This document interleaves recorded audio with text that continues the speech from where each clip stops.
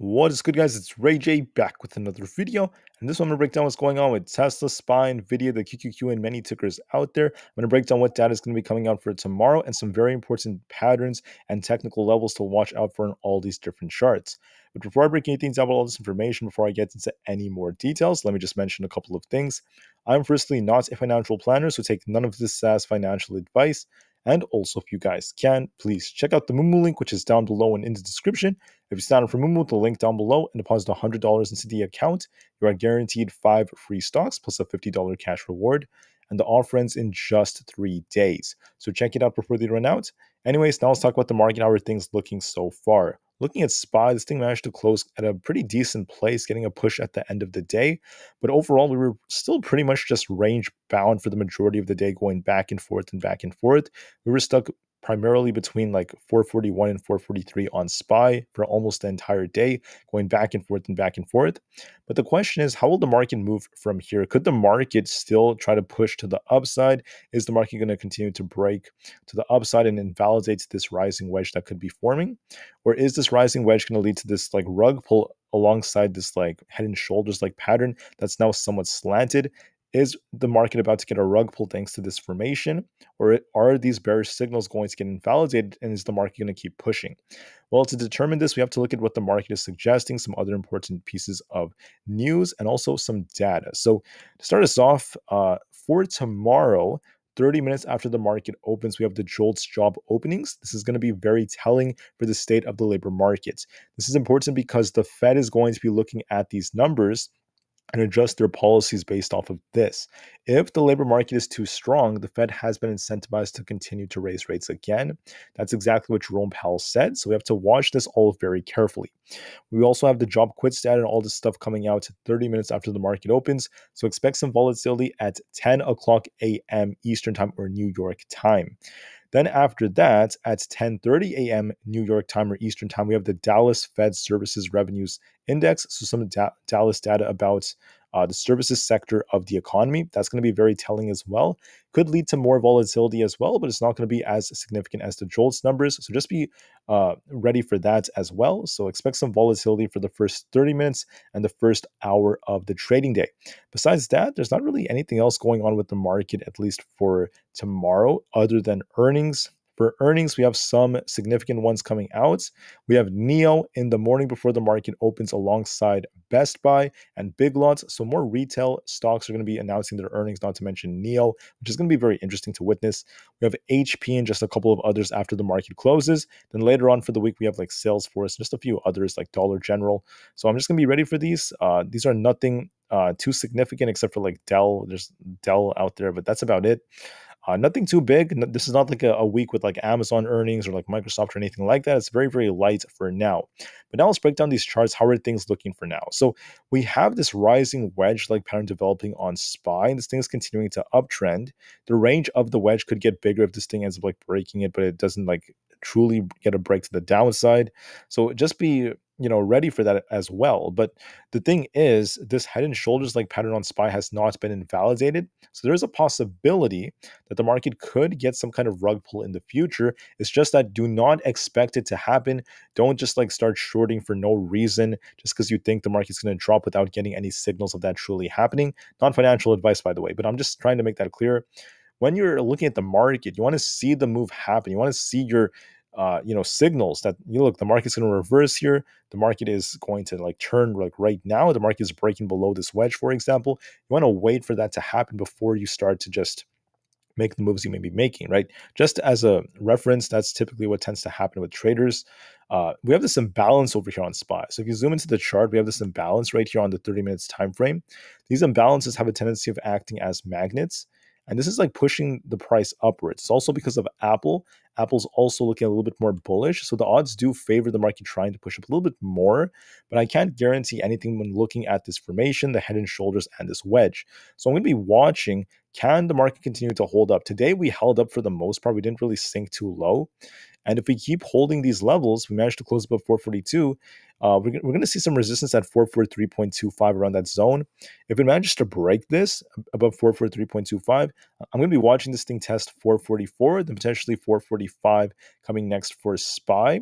And even if we do start pushing to these high levels, guys, I'm not turning into a permable. The market could always come down in September. We could always come right back down into the 430s if something else were to happen, such as another bank downgrade, something with inflation being hotter than expected, just for example. Just want to make that as clear as possible. So the two things you're going to be watching for is basically this.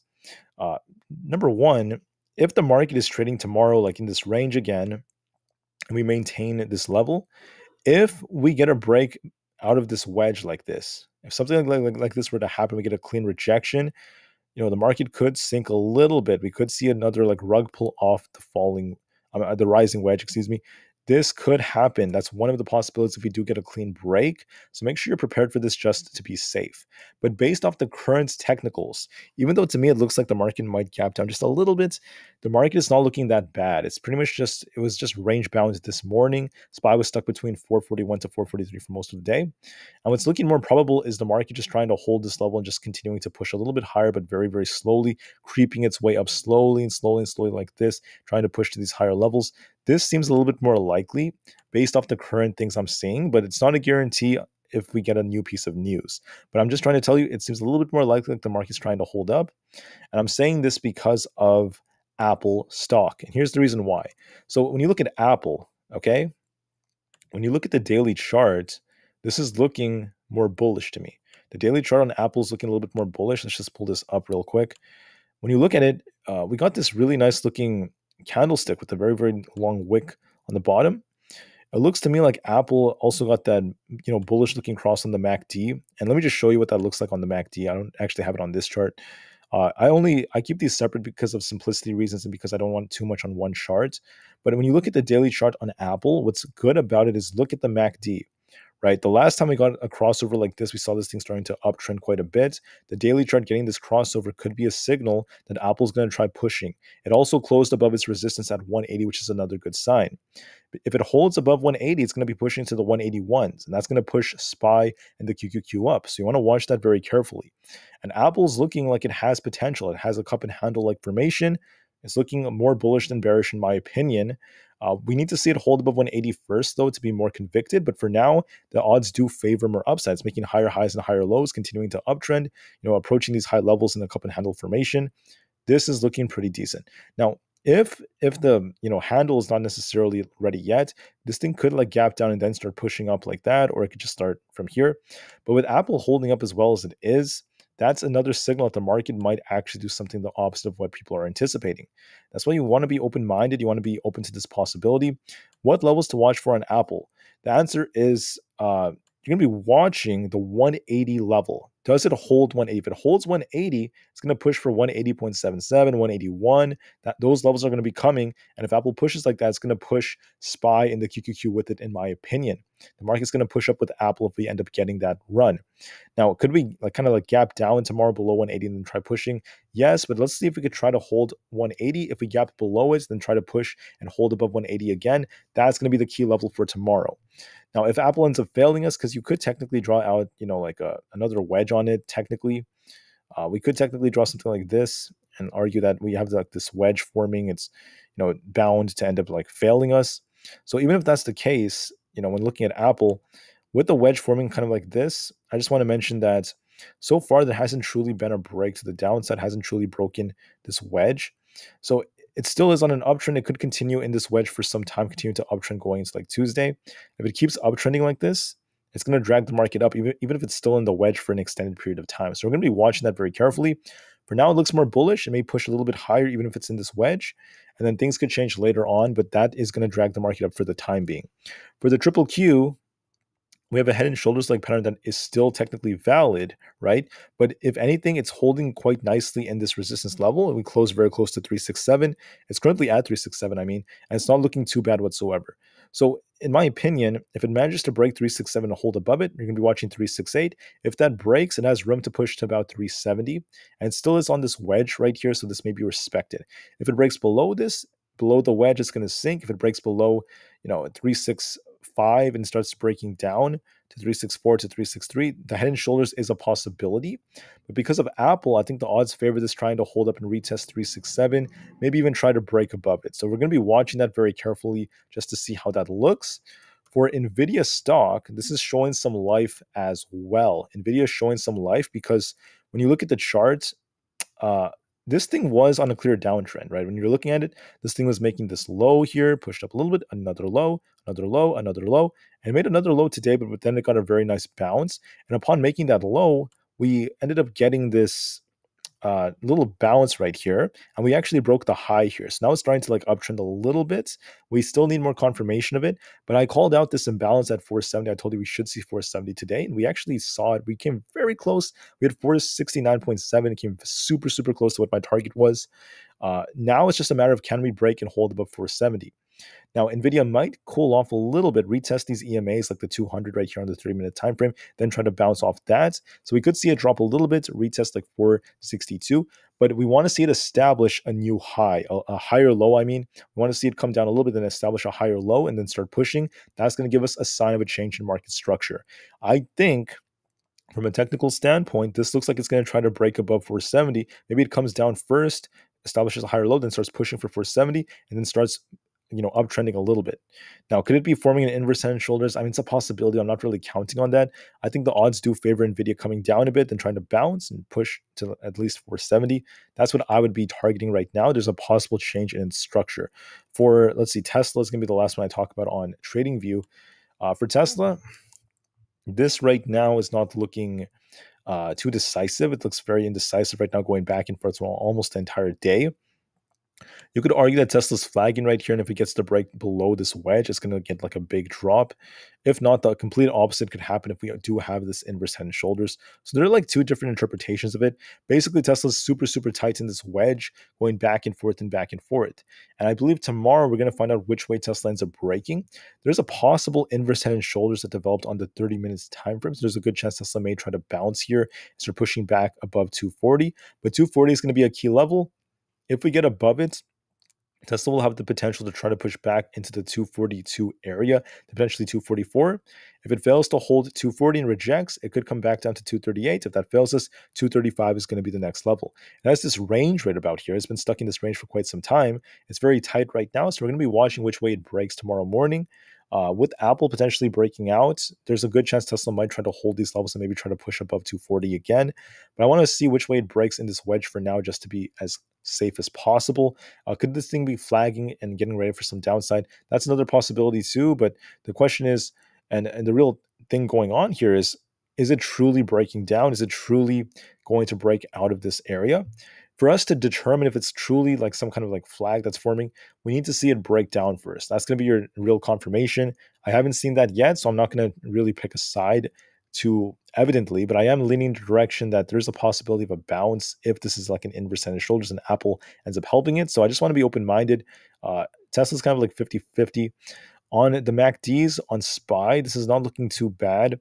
It's still looking more bullish from a technical standpoint, so the odds do favor more upside if it manages to break above the 4-hour 200 EMA at 442.8. If it manages to hold above that tomorrow and gets to like 443 plus, we can see the market push up higher, but we need to see it break and hold above the 200 EMA at the 4-hour time frame, so watch that very carefully. Same thing with Tesla. We saw Tesla reject up to 200, but now it's trying to hold the 50 EMA. The 50 EMA is very close to where its 235 area is. We're going to be watching to see if Tesla could hold this area for the time being, and this is going to be key for it. Now, Tesla might slow down a little bit in the morning looking at the MACD, maybe like gap down a little bit, then get a push. We're going to be watching that very carefully. For now, it's not looking too bad. The IWM is not looking too bad either, or the Russell 2000 looks a little bit more bullish, but we're testing our 50 EMA. If it manages to break this, we're going to be watching it break all the way up to at least 187 or around there, 187.5 to 188. If it fails to do so, we could get this rejection, but we want to be open-minded just to be safe. For NIO, it has earnings tomorrow, so there might be a big move coming for it. In case you're interested in like trading this, it's going to be interesting to witness.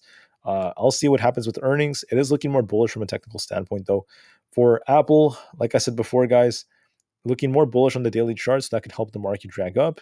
MACD is also looking quite good. I just wanted to double check on many of these stocks based off their MACDs. For AMD, guys, this is looking a little bit more bullish to me. We're about to get a bullish cross on the 4-hour time frame. We're going to be watching to see if it could hold above 102.5. If it manages to do so, it's going to break to 104 plus. If that breaks, 106.06 is a real possibility. When looking at something else, such as the VIX is suggesting that 15 is where it's trying to hold right now. It's looking a little bit more bearish on the 4-hour time frame. You can see this big drop that's been coming. If the VIX breaks below 15, it's going to likely come down to fill. It's going to come down to the 14.5 support, and then it could fill the gap below that if it ends up breaking. It looks more bearish, so it looks like the odds favor this gap getting filled. And if that's the case, the market could push more because of that. So the VIX is suggesting there could be upside coming to the market. The dollar is doing the same thing. If you look at the dollar, it's starting to curl, starting to get a bearish cross on the PPO. If the dollar breaks below 104 and starts sinking below the 20 EMA, below 103.96 on the 4-hour time frame, it's going to come all the way down to 103.65. The market's going to push up thanks to that if that's the case. For Coinbase, it's looking relatively weak, not looking that great, kind of flat right now, trying to base it around 72, but if it fails to do so, then 70 is on the table. It looks very flat. We're going to be watching to see if 72 could hold. Now, there is a possible head and shoulders on this. I don't know if it's going to sink a little lower, but it's looking very flat. It's not really doing anything. It's been going back and forth and back and forth. So watch 72 tomorrow to see if it could hold that. The 20 EMA around 74 is acting as resistance. So watch 72 to 74, and we'll see if it could try to break around there. For Google, you're going to be watching, see if this thing can get a breakout. It's looking a little bit more bullish. We have this imbalance all the way up about like 135 or almost 135. If this thing can break and hold above 132, this thing can start pushing for 134. It looks a little bit more bullish from a technical standpoint, but watch it just to be safe. For Amazon, we're going to be watching this resistance right here around the 20 EMA. If it manages to break and hold above 133.63, you're going to be watching 134.5. If it gets above both of these EMAs, I expect Amazon to push all the way up to at least 136.5. So it does look a little bit more bullish. It's not as strong as like other stocks out there, but we need to see it break above the 50 EMA, 134.5 to turn a lot more bullish. We're going to be watching that resistance going into tomorrow. I think the odds do favor the upside. For Meta, we were talking about 290 being retested. That's what happened today. We got a bullish cross on the MACD. We're going to be watching this thing break above the 50. If it breaks 292, expect 295. If that breaks as well, could be on its way to 298 to 300. It looks more bullish from a technical standpoint. We were talking about this yesterday. It looks more bullish. We're going to be looking for a bounce on it. We're going to be looking for it to try to hold above 292 to push to 295. That seems more probable. If it were to break down, you'd be watching, the 285 area. But just to be safe, I am leaning more bullish on it from a technical standpoint, and we're just going to wait and see what happens with the jobs numbers for tomorrow and how they affect the market. So technicals are looking a little bit better for the bulls, at least for the time being. We will see if these head and shoulders do end up playing out, but for now, it's looking less likely, just looking at the current setups. And we're just going to have to be patient at this point so far. Aapl looks like it may carry this market. The dollar and the VIX are suggesting that there might be some upside coming to the market. But just to be safe, we want to watch it. We want to be patient. We want to see if it could break some important resistance levels. Let's see if SPY could break 443.25. If that happens, then 444 is going to be key. If it gets above 444, it could push a lot more. Aapl could help it, and that could also help Tesla. As for Tesla, I am a little bit concerned about this flag that could be forming. But remember, don't necessarily just fall for the patterns. I want to be as clear as possible. They don't always play out perfectly. So you want to watch the wedge, see which way Tesla breaks, okay? It could always break in either direction. I just want to be open-minded. If it breaks down below the wedge, then it's going to come down to 235 or lower. If it breaks up, 240 is going to be on the table.